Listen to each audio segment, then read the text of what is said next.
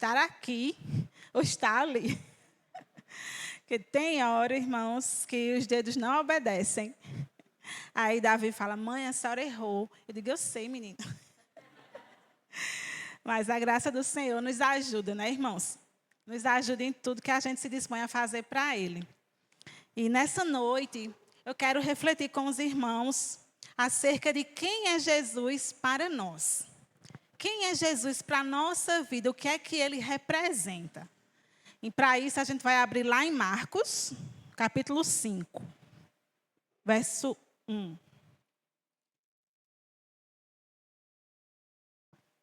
Marcos 5, verso 1.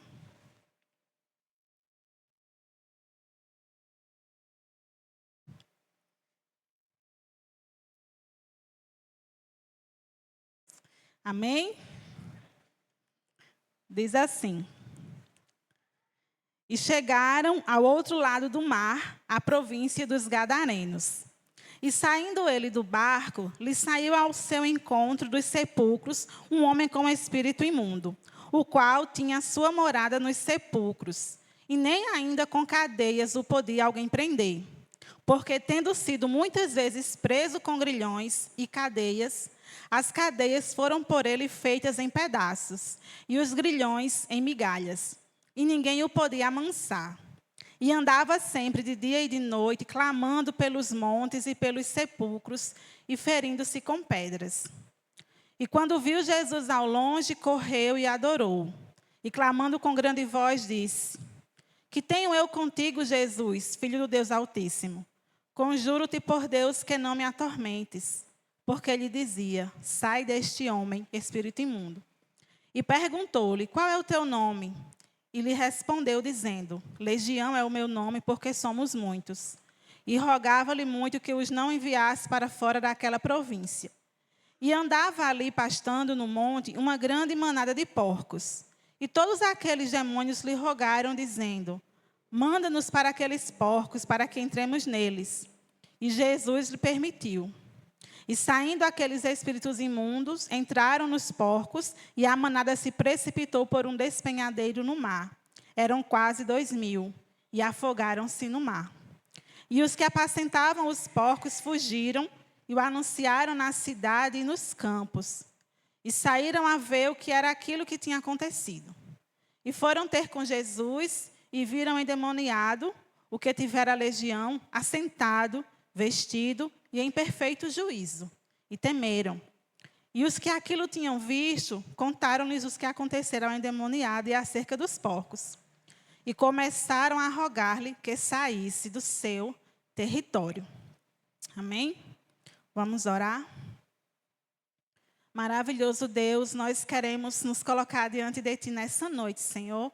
Te agradecer, Pai, pela Tua graça que derramou sobre as nossas vidas. Que nessa noite, Senhor, nós possamos estar com o nosso coração e a nossa mente, Senhor, atentos a Ti, aquilo que o Senhor quer falar conosco. Nos ajuda, Senhor, a guardar cada palavra, Senhor, e a colocar em prática nas nossas vidas, para a honra e glória do Teu santo nome. Amém. Amém, irmãos.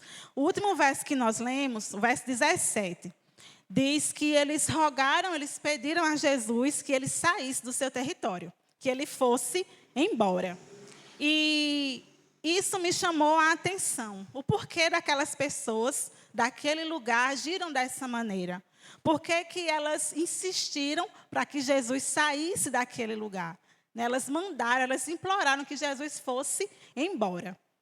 E é sobre isso que nós vamos pensar nessa noite. Por que que elas rejeitaram a Jesus? E a gente vai pensar em dois aspectos. O que Jesus representava para aquelas pessoas e o que ele representa para nós hoje. Qual é o significado da pessoa de Jesus para a nossa vida hoje? Amém? Então, vamos para o primeiro ponto, que é o que Jesus representava para eles, para aquelas pessoas naquela época. Nós sabemos, irmãos, que os judeus, eles aguardavam com grande expectativa a chegada do Messias. Era o povo para quem o Messias seria enviado. E muitos profetas no Antigo Testamento tinham anunciado isso. Haviam profecias que falavam detalhes acerca da vinda do Messias.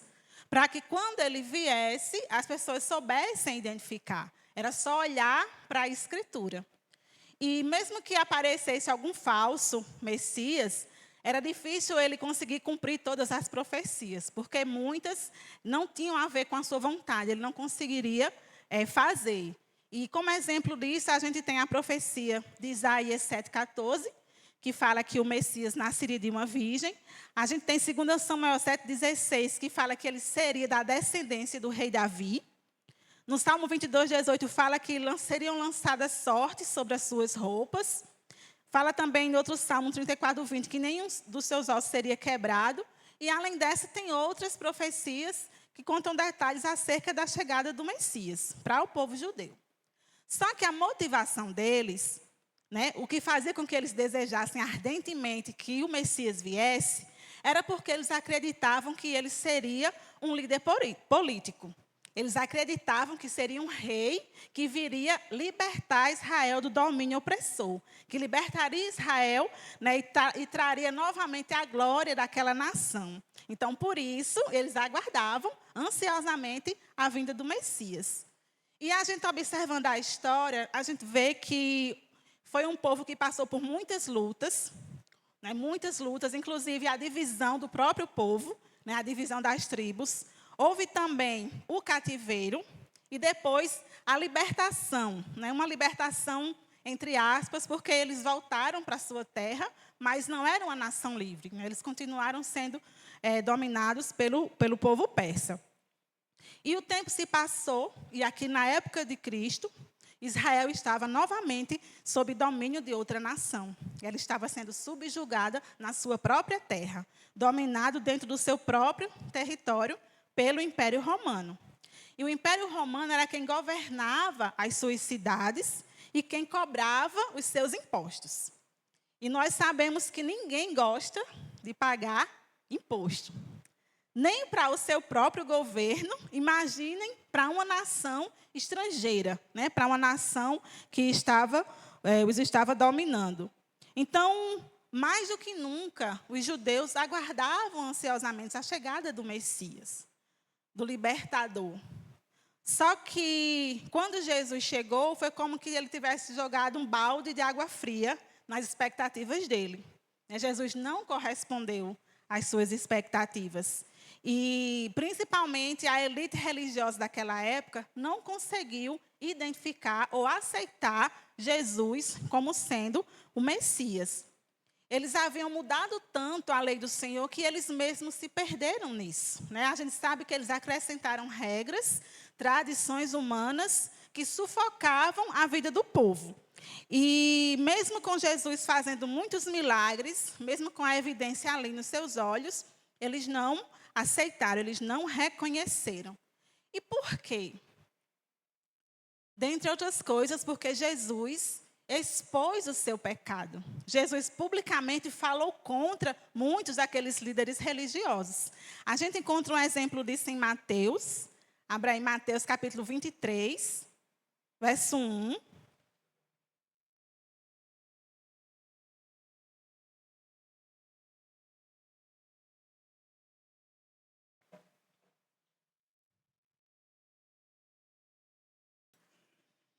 Mateus 23, verso 1 diz assim: Então Jesus disse à multidão e aos seus discípulos: Os mestres da lei e os fariseus se assentam na cadeira de Moisés.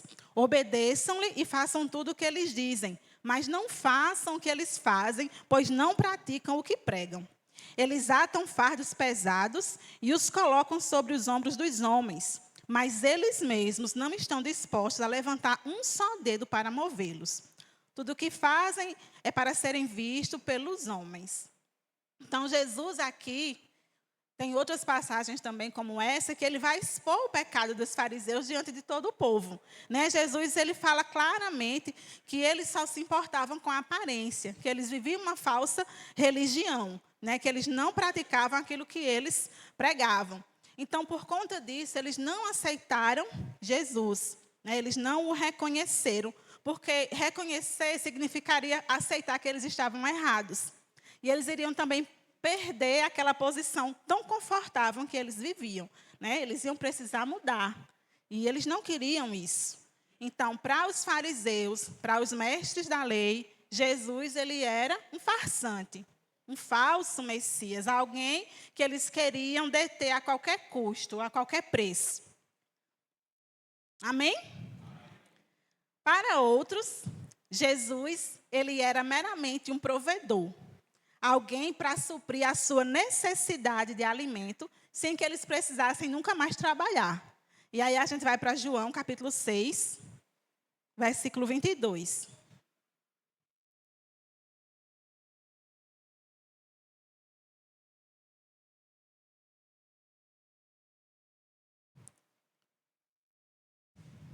João 6, a partir do verso 22,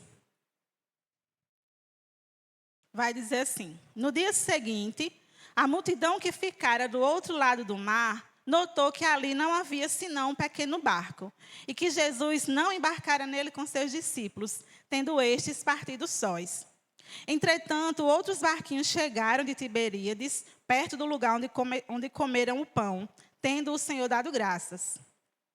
Quando, pois, viu a multidão que Jesus não estava ali, nem os seus discípulos, tomaram os barcos e partiram para Cafarnaum à sua procura. E, tendo-o encontrado no outro lado do mar, lhe perguntaram: Mestre, quando chegaste aqui?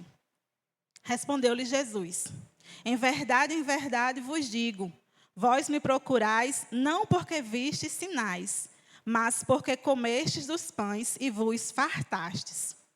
Então, Jesus aqui, ele nem responde a pergunta que eles lhe fizeram.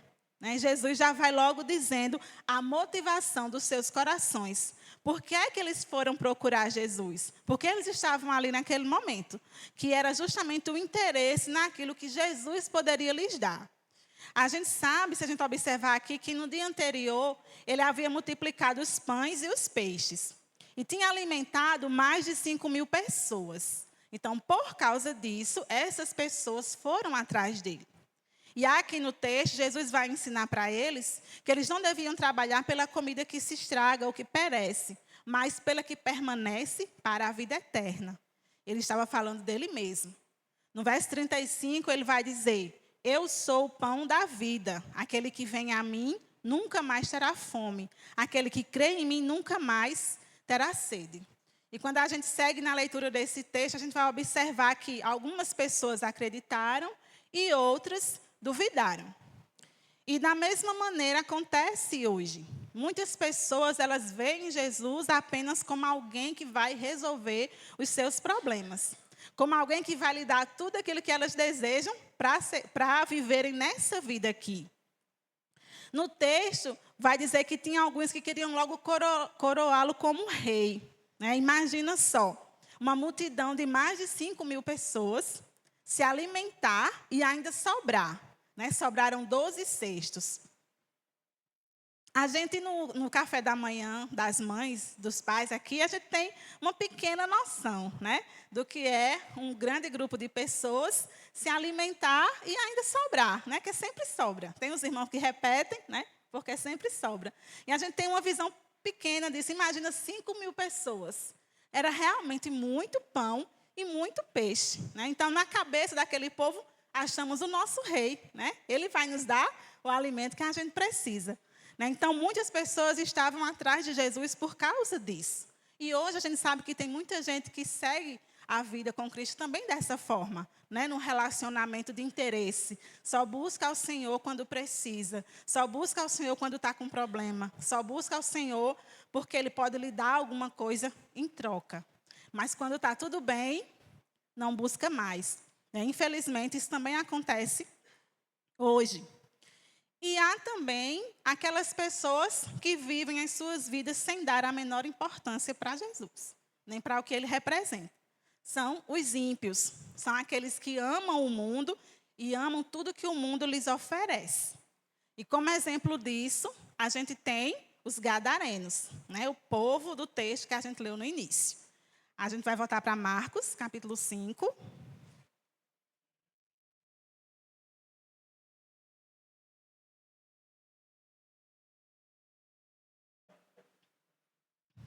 A gente viu um povo que, em alto e bom tom, pediu que Jesus se retirasse dali. Eles não queriam a presença de Jesus. Eles rejeitaram o Filho de Deus. E certamente eles já tinham ouvido falar dele, porque Jesus já tinha começado seu ministério, né, já tinha chamado os seus discípulos, já estava pregando, já havia feito milagres, curas, já tinha até pregado o Sermão do Monte. Então, Jesus não era um desconhecido, né, eles já tinham ouvido falar de Jesus. E quando a gente voltar um pouco no texto, a gente está no capítulo 5, no capítulo 4, Jesus eles estava ensinando à beira do mar da Galileia. E diz o texto que numerosa multidão estava ali em volta dele. Então, essa multidão não era de Cafarnaum, né? Eram pessoas que vinham de longe, que vinham de outras regiões para ouvir Jesus falar e também para serem curadas. E aí Jesus vai pregar para elas, vai ensinar, contar parábolas sobre o reino de Deus. E o texto vai dizer que, sendo tarde, ele despede a multidão e decide passar para o outro lado do lago. E nesse momento, Jesus vai descansar, ele vai dormir um pouco, enquanto os seus discípulos conduzem o barco, e a gente sabe o que é que acontece, né? Vem um vento, uma tempestade, e os discípulos se desesperam, mas Jesus se levanta, acalma o vento, repreende, e o mar se acalma. E na sequência, eles seguem para outra margem, que era para onde Jesus estava indo, para a terra dos Gadarenos. Em algumas versões vai falar Gerazenos. Para a gente entender a reação desse povo, nós precisamos conhecer um pouco a sua origem e as suas crenças. Quem era esse povo? Né? Então, esse povo ele pertencia à cidade de Gadara, né? Por isso que eram os Gadarenos. Era uma cidade gentia, habitada principalmente por não-judeus, e fazia parte da Decápolis, que era um conjunto de 10 cidades com influência cultural greco-romana. Então, era uma cidade ímpia, misturada na sua cultura por influências gregas e romanas. E a vida nessas cidades, ela era marcada pela influência, principalmente da cultura helenística, com cidades autônomas que compartilhavam idioma, cultura e religião. E, embora elas estivessem sob o domínio romano, elas tinham um certo grau de autogoverno. Elas eram centros de comércio e cultura. E, mesmo assim, elas também tinham pequenas comunidades judaicas. Então, por essa visão, a gente observa que eram 10 cidades ímpias, né, com ricas, por assim dizer, onde o comércio fluía fluentemente, e havia muita mistura cultural e religiosa. E a gente também percebe que os habitantes de lá eles estavam bem mais ocupados em suas transações financeiras do que na restauração da vida de alguém, da vida de uma pessoa. E diante do que acontece com a manada de porcos, com o prejuízo que eles tiveram, eles de imediato rejeitam a Jesus, não importava quem ele fosse. E a gente vê no versículo 1, vai dizer: e chegaram ao outro lado do mar, à província dos Gadarenos. E saindo ele do barco, ele saiu logo ao seu encontro dos sepulcros, um homem com espírito imundo. Então, Jesus, ele atravessa o mar da Galileia, ele enfrenta uma tempestade com os seus discípulos, e ele chega num lugar deserto, íngreme e cheio de cavernas. Ele chega num cemitério. Era onde Jesus estava. E o que é que ele encontra nesse lugar? Um homem aprisionado por Satanás, que nem parecia um homem, parecia mais um animal. Alguém que foi abandonado e esquecido pelas pessoas que ele conhecia, porque elas não conseguiram ajudá-lo. E do verso 3 ao 5, vai descrever como que esse homem vivia, como era a vida dele. O verso 3 vai dizer: o qual tinha a sua morada nos sepulcros, e nem ainda com cadeias o podia alguém prender, porque, tendo sido muitas vezes preso com grilhões e cadeias, as cadeias foram por eles feitas em pedaços, e os grilhões em migalhas, e ninguém o podia amansar. E andava sempre, de dia e de noite, clamando pelos montes e pelos sepulcros, e ferindo-se com pedras. Então, imaginem a situação desse homem. Como que ele estava vivendo. Certamente, irmãos, ele deveria ter uma família. Né? Poderia ter uma esposa, poderia ter filhos, poderia ter um trabalho, mas o diabo havia tirado tudo o que ele tinha. Havia destruído a sua vida por completo. Mas o texto vai nos dizer que Jesus teve compaixão dele. E demonstrou isso quando ele liberta a sua vida, quebrando as correntes que o prendiam. E não as correntes físicas que os homens tinham colocado e que ele destruía como se fossem de papel. Mas as correntes espirituais, que somente ele é capaz de libertar. Somente Jesus liberta o homem da prisão espiritual em que ele se encontra. Somente Jesus liberta o homem do pecado e da morte. Como está escrito, e muito bem escrito, em Colossenses, no capítulo 1, verso 13, que diz assim: Ele nos libertou do império das trevas e nos transportou para o reino do Filho do seu amor, no qual temos a redenção, a remissão dos pecados. Este é a imagem do Deus invisível, o primogênito de toda a criação, pois nele foram criadas todas as coisas, nos céus e sobre a terra, as visíveis e as invisíveis, sejam tronos, sejam soberanias, quer principados, quer potestades. Tudo foi criado por meio dele e para ele. Ele é antes de todas as coisas. Nele tudo subsiste. Ele é a cabeça do corpo da igreja. Ele é o princípio, o primogênito de entre os mortos, para em todas as coisas ter a primazia. Porque aprouve a Deus que nele residisse toda a plenitude da divindade. E que, havendo feito a paz pelo sangue da sua cruz, por meio dele, reconciliasse consigo mesmo todas as coisas, quer sobre a terra, quer nos céus. E a vós outros também, que outrora erais estranhos e inimigos no entendimento pelas vossas obras malignas. Agora, porém, vos reconciliou no corpo da sua carne, mediante a sua morte, para apresentar-vos perante ele, santos, inculpáveis e irrepreensíveis. Paulo vai retratar de uma forma muito linda a obra que Cristo fez por nós, a divindade de Cristo. E ele vai falar para os colossenses que eram gentis, quando ele diz no verso 21, e a vós outros também que outrora erais estranhos. E aí a gente toma para nós, e a nós que éramos estranhos. Nós éramos inimigos de Deus pelas nossas obras malignas. Nós não tínhamos parte com ele, nós estávamos longe, mas ele nos trouxe para perto. Ele mudou o nosso cativeiro, da mesma maneira como ele fez com aquele homem lá. Aquele homem que a gente não sabe nem o nome. Quando a gente vai se referir a ele, ele é o endemoniado gadareno. É assim que a gente conhece. Mas Jesus teve compaixão dele e o libertou. E Jesus pediu para que ele voltasse para os seus e contasse o que ele tinha feito. Veja no verso 18 do capítulo 5. Marcos 5, do 18, diz assim: Ao entrar Jesus no barco, porque Jesus foi embora, mandaram que ele fosse e ele foi. Jesus volta para o barco. Ao entrar Jesus no barco, suplicava-lhe o que for endemoniado que o deixasse estar com ele. Jesus, porém, não lhe permitiu, mas ordenou-lhe: Vai para a tua casa, para os teus, anuncia-lhe tudo o que o Senhor te fez e como teve compaixão de ti. Então ele foi e começou a proclamar em Decápolis tudo o que Jesus lhe fizera, e todos se admiravam. Você já ouviu aquela frase que diz assim: uma alma vale mais que o mundo inteiro? Você sabia que existe uma festa no céu quando um pecador se arrepende? E que aqueles que reconhecem a graça de Deus sobre a sua vida também devem se alegrar com isso e glorificar a Deus? Não foi isso que os habitantes de Gadara fizeram. Eles não glorificaram a Deus e eles não se alegraram com a restauração daquele homem. Tamanha libertação é evidenciada ali, na sua frente, diante dos seus olhos. Mas mesmo assim, eles mandaram Jesus embora. Eles rejeitaram a Cristo. Por quê? Por libertar um homem? Claro que não. Eles rejeitaram a Cristo por causa do prejuízo financeiro que eles tiveram. Do prejuízo financeiro que lhes foi causado. O versículo 6 vai mostrar isso. Vai dizer que o versículo 6 diz: E quando viu Jesus ao longe, correu e o adorou. Não foi o homem quem adorou Jesus. Ele estava endemoniado.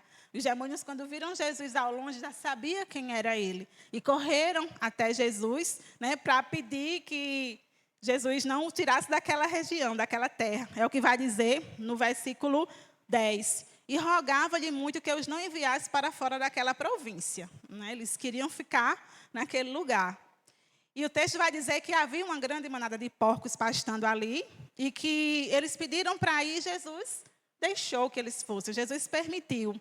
E eles foram todos para a manada de porcos, e a manada de porcos enlouqueceu, vamos dizer assim, né? Correu em direção ao precipício e se afogou, é o que o texto vai dizer.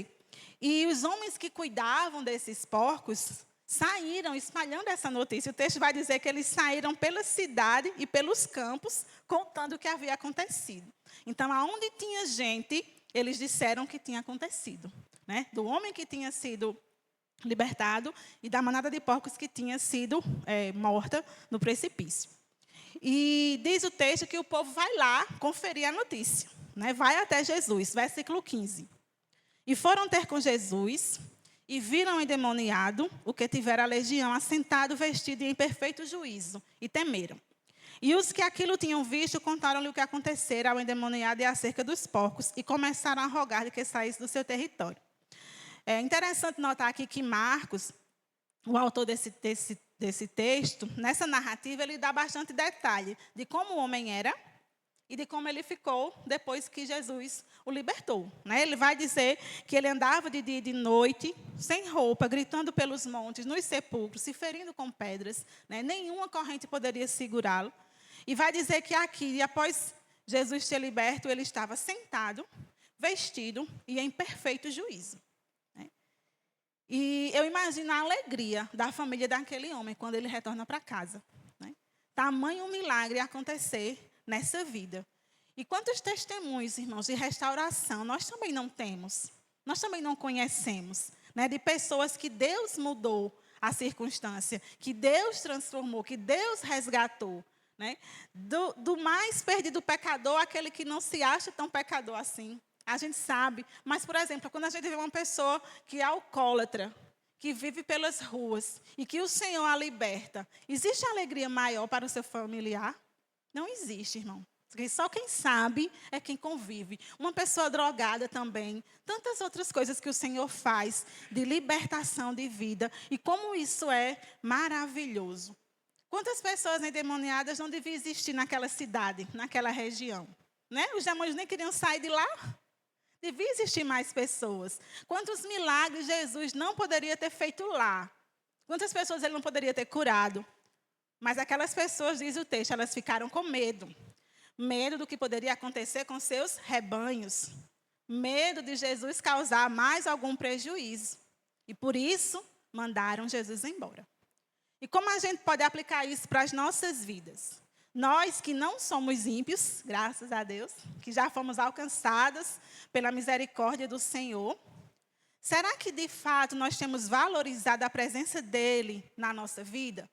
Será que de fato a gente tem compreendido o que significa realmente ter Jesus conosco? A gente viu que os líderes religiosos, eles achavam que Jesus era um farsante. A gente viu que aquela multidão que presenciou a multiplicação dos pães e dos peixes, ficaram interessadas nos pães e nos peixes.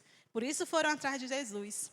A gente viu aqui que os habitantes de Gadara, para eles Jesus era alguém desejado, alguém que causava prejuízo, que ia prejudicar os seus negócios. E para nós? Eu creio que se eu perguntasse aqui, os irmãos iam dizer assim, igual Pedro, né? Quem é Jesus? Tu és o Cristo, o Filho do Deus vivo. E louvado seja Deus por essa revelação, porque a gente só entende isso por causa do Espírito Santo que nos revelou. E que abriu os nossos olhos para a gente contemplar a salvação que só existe nele. Mas apenas declarar não é suficiente. É necessário demonstrar com a vida. O conhecimento de Deus, ele é experiencial. Ele brota na nossa experiência. Ele vai refletir na nossa vida com Ele. O amor que nós temos a Deus precisa ser demonstrado na nossa vida. Então, para você, quem é Jesus? Qual a importância que Ele tem na sua vida? Se você pudesse enumerar. Será se com os meus lábios eu tenho confessado a Cristo como Salvador, mas na minha vida eu não tenho honrado como Senhor? Será se mesmo sendo cristã eu posso estar rejeitando a presença do Senhor no meu dia a dia? A verdade é que nós podemos sim, mesmo sendo cristãos, está rejeitando a presença do Senhor de algumas formas. Eu vou numerar apenas 4. Nós podemos rejeitar a presença do Senhor através de um desvio gradual. O que é isso? É um afastamento sutil, que ele começa com pequenas negligências na vida espiritual, como a falta de leitura da Bíblia, a falta de oração, a falta de comunhão com outros cristãos. Começa assim, devagarinho. Nós podemos rejeitar a presença do Senhor também através de prioridades invertidas.